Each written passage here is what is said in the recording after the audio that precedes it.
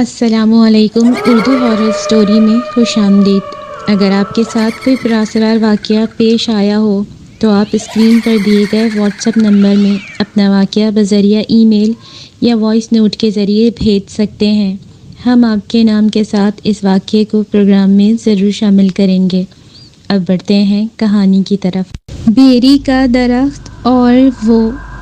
دیکھتے ہی دیکھتے بیری کا آسیب اس دوشیزہ پر حملہ آور ہوا تھا، اور پھر جو کچھ میری نظریں دیکھ رہی تھیں میں حیران تھا۔ میرے پسینے چھوٹ گئے اور جسم کا رواں رواں کانپ رہا تھا۔ دسمبر کی یخ بستہ رات تھی۔ یہ اس وقت کی بات ہے جب خلقت لحافوں میں محو خواب تھی اور میں اسے دیکھ رہا تھا۔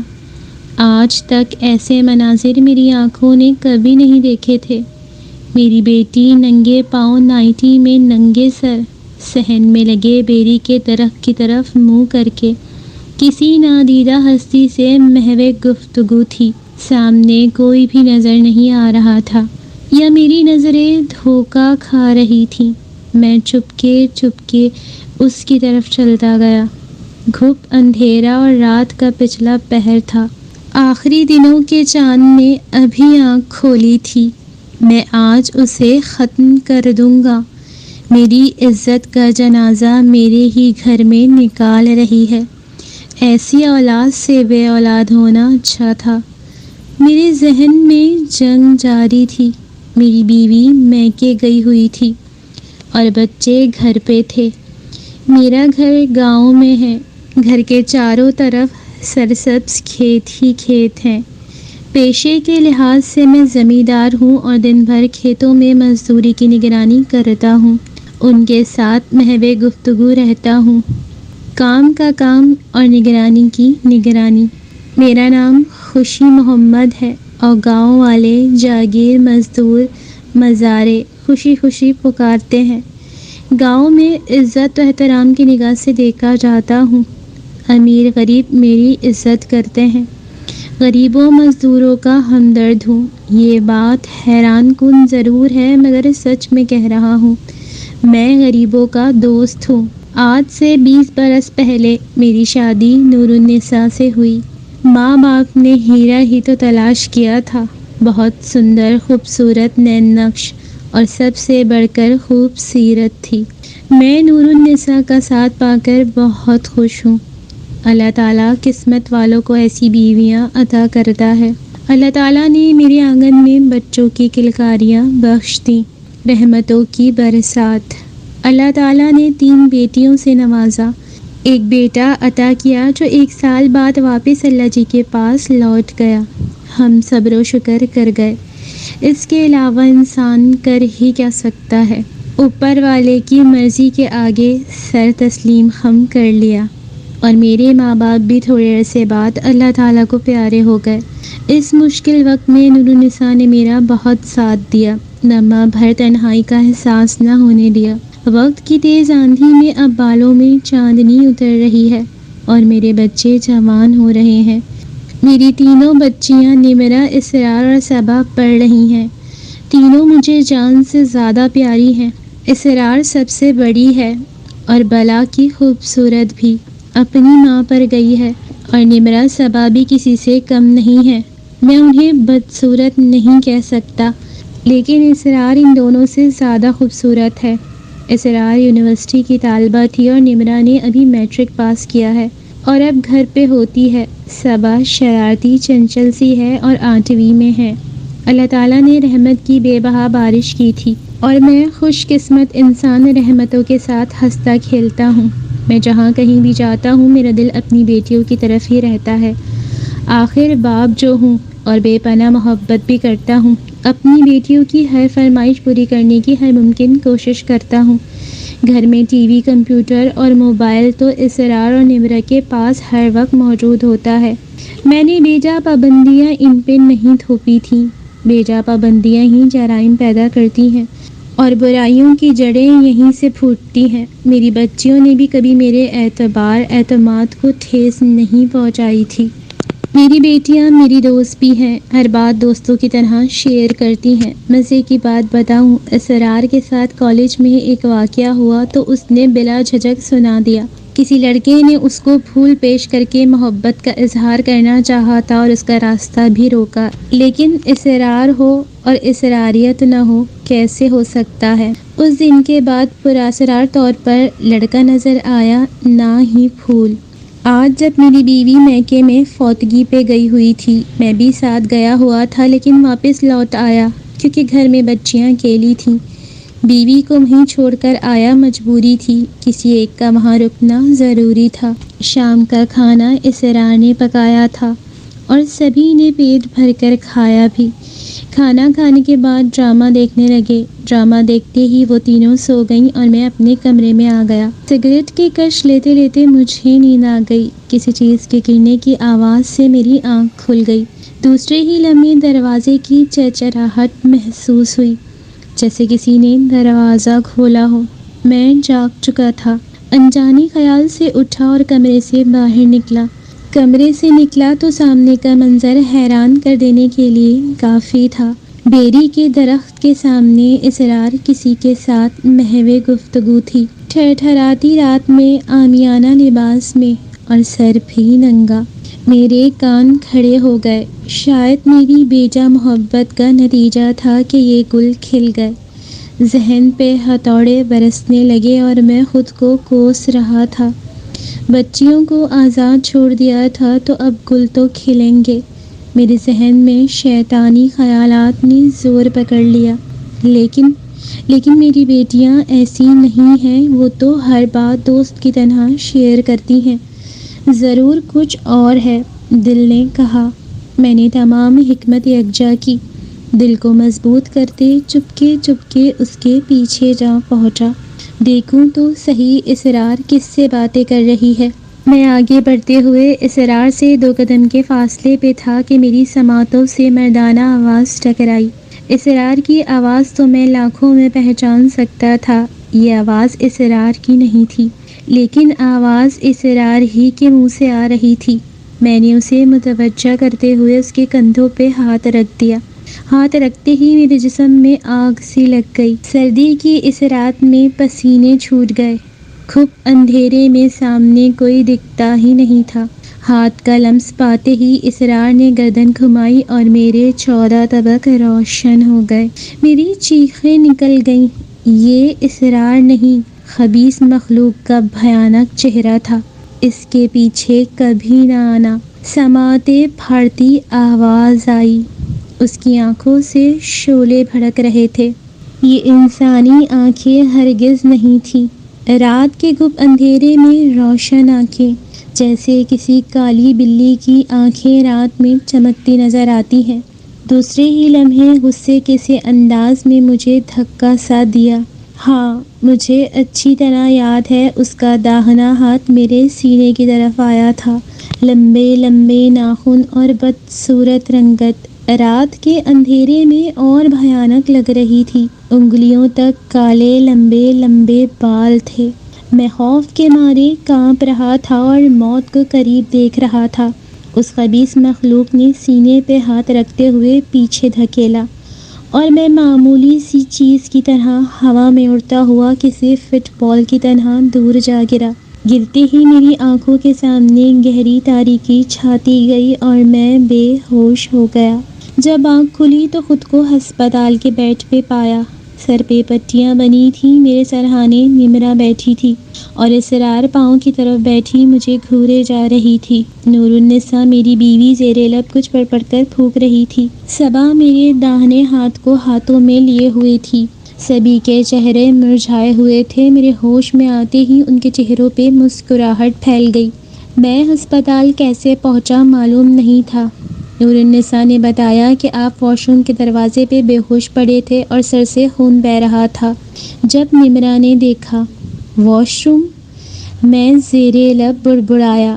میں نے ذہن پہ زور دیا، نہیں تو واش روم میں تو میں گیا ہی نہیں تھا۔ اندر کے انسان نے واویلا کیا۔ نور النساء بتا رہی تھی کہ نمرا واش روم کے لیے گئی تو آپ کو بے ہوش پا کر زور سے چیخی۔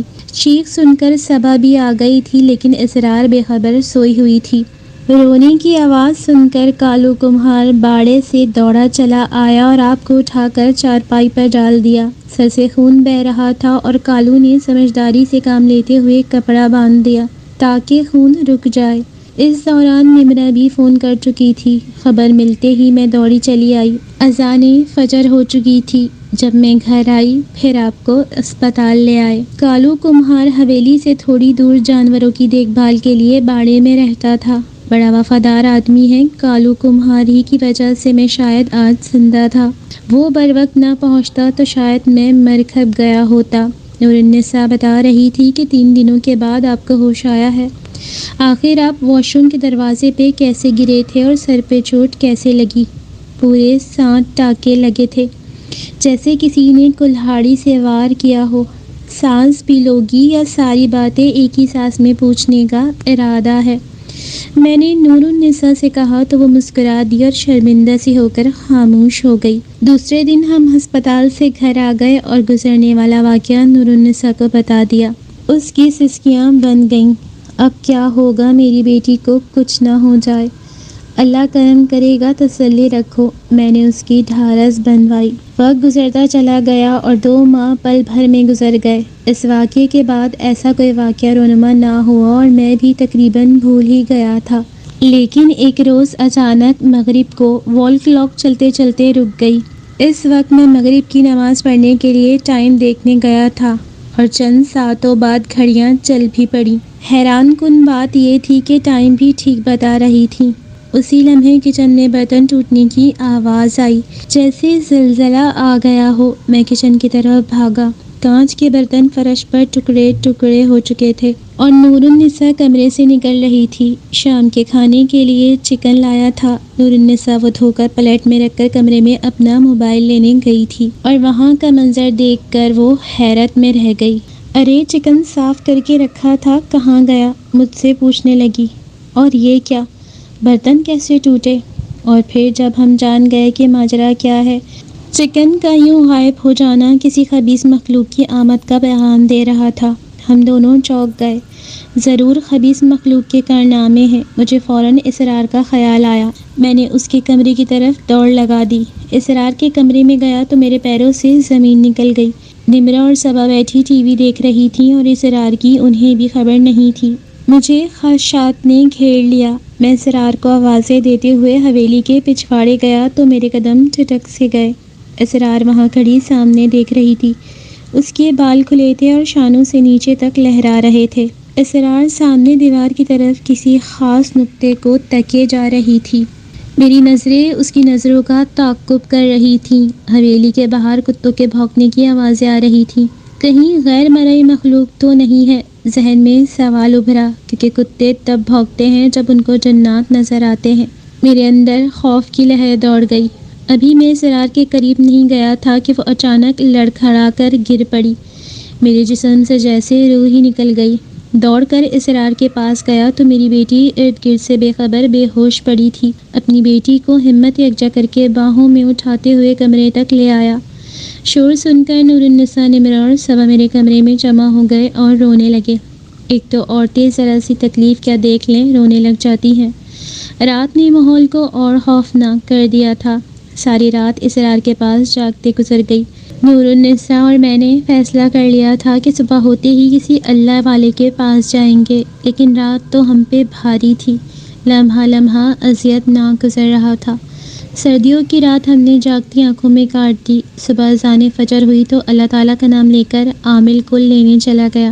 شہر میں خانقاہ شریف تھی اور اس کے پاس عامل بیٹھے ہوئے تھے۔ میں وہاں پہنچ گیا، لیکن مجھے کیا خبر تھی کہ یہ جعلی پیر ہیں۔ میرا واسطہ بھی جعلی پیر سے ہی ہوا، جس نے گھر میں آ کر طرح طرح کے ڈرامے کیے اور ہمارے ایمان خراب کرتا رہا، اور جمع پونجی سے بھی ہاتھ دھو بیٹھے۔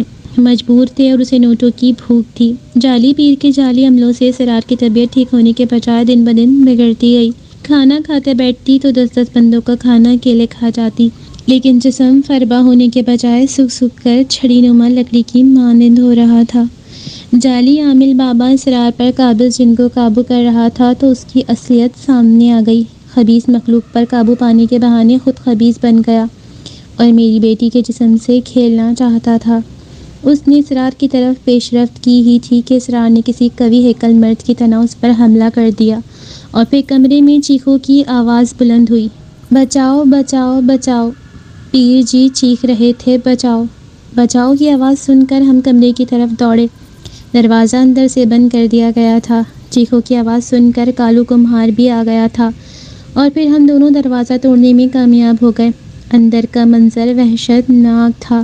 پیر جی چیختے چیختے بے ہوش ہو چکے تھے اور اس کے جسم پر خراشیں ہی خراشیں تھیں، جیسے کسی خونی درندے نے حملہ کیا ہو اور اس کا گوشت نوچنا چاہا ہو۔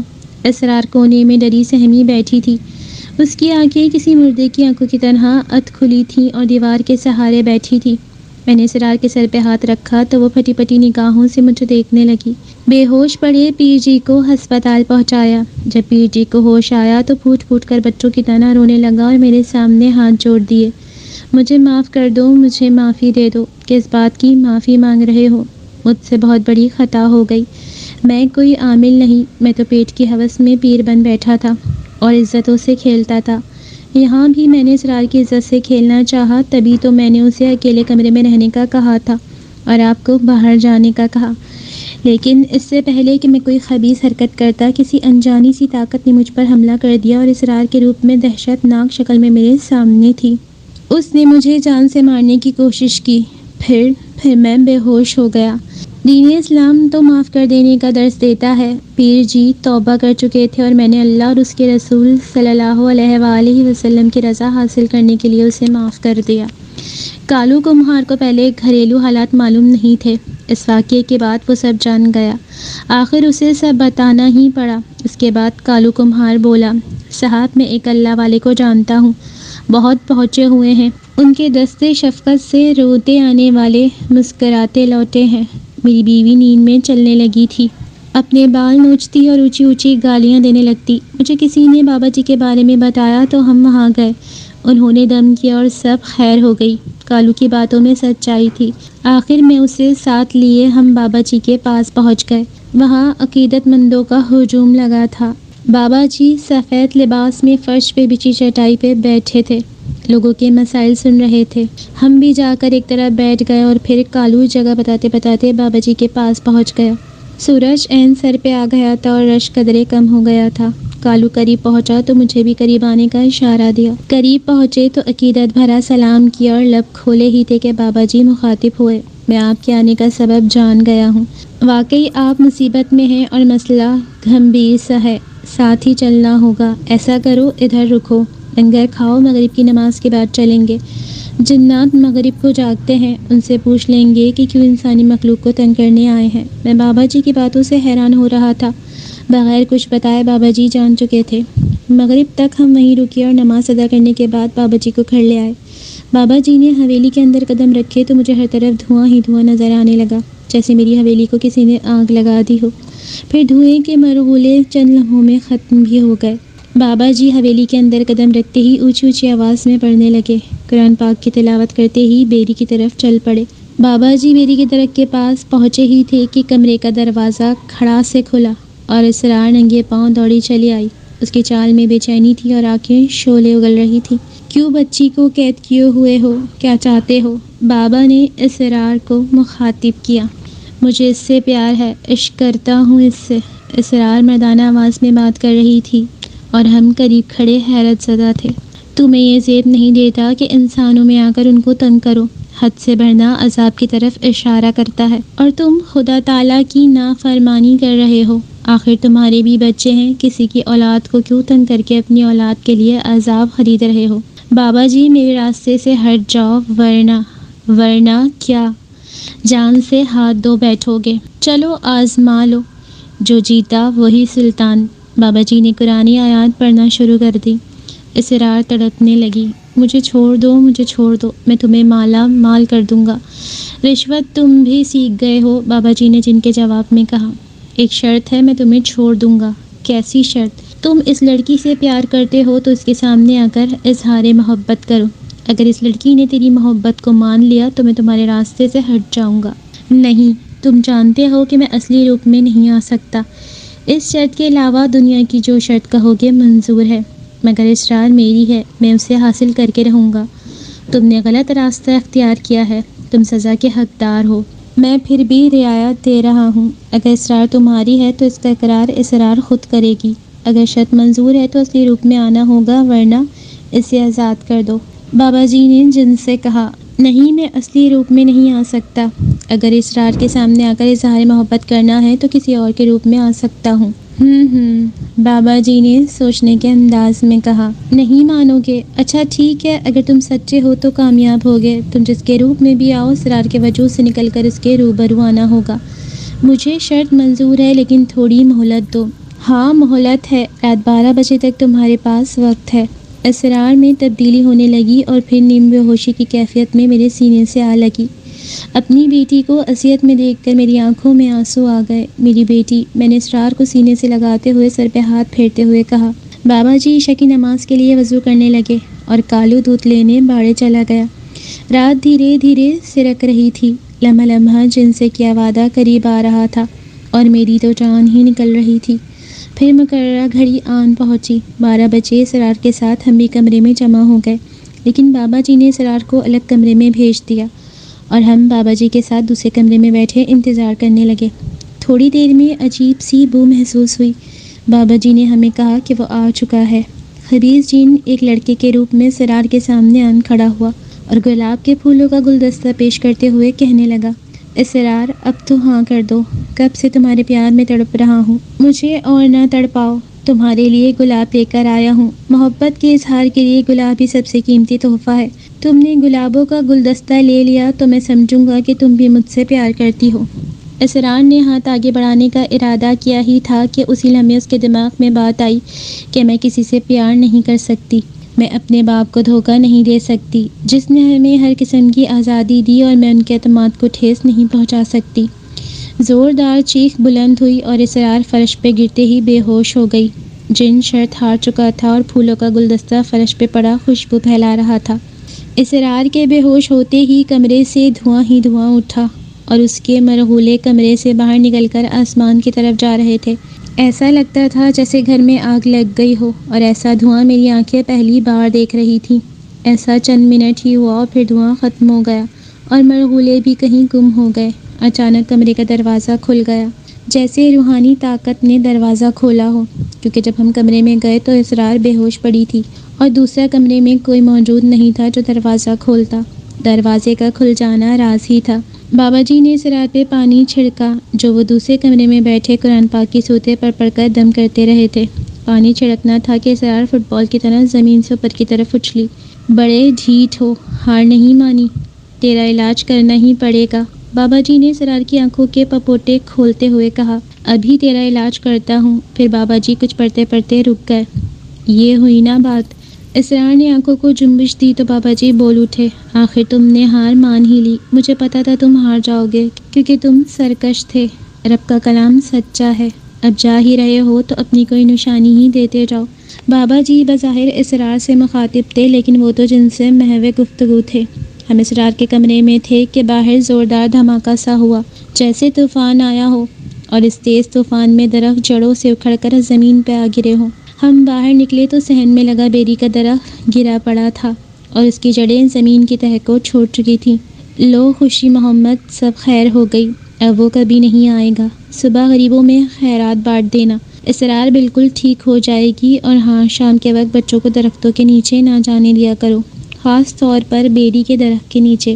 جنات بیری پر خوشی سے بسیرا کرتے ہیں۔ یہ جن بچپن سے اسرار کا عاشق تھا۔ شاید تمہیں یاد ہو جب مغرب کے بعد اسرار کھلے بالوں کے ساتھ اٹکیلیاں کرتی بیری کے ساتھ بندھے جھولے پہ جھولے لینے آتی تھی اور تم صحن میں بیٹھے چائے پی رہے تھے۔ اسی وقت جن کی نظر اس پر پڑی اور وہ عاشق ہو گیا، حالانکہ وہ شادی شدہ تھا اور اس کے بچے بھی تھے۔ میں نے اس کے بچوں کو دیکھتے ہوئے اسے زندہ چھوڑ دیا ہے۔ اس نے بھی وعدہ کیا ہے اب کبھی بھی اسرار کو تنگ نہیں کرے گا۔ اپنے بچوں کے ساتھ ہمیشہ کے لیے یہ دنیا چھوڑ گیا ہے۔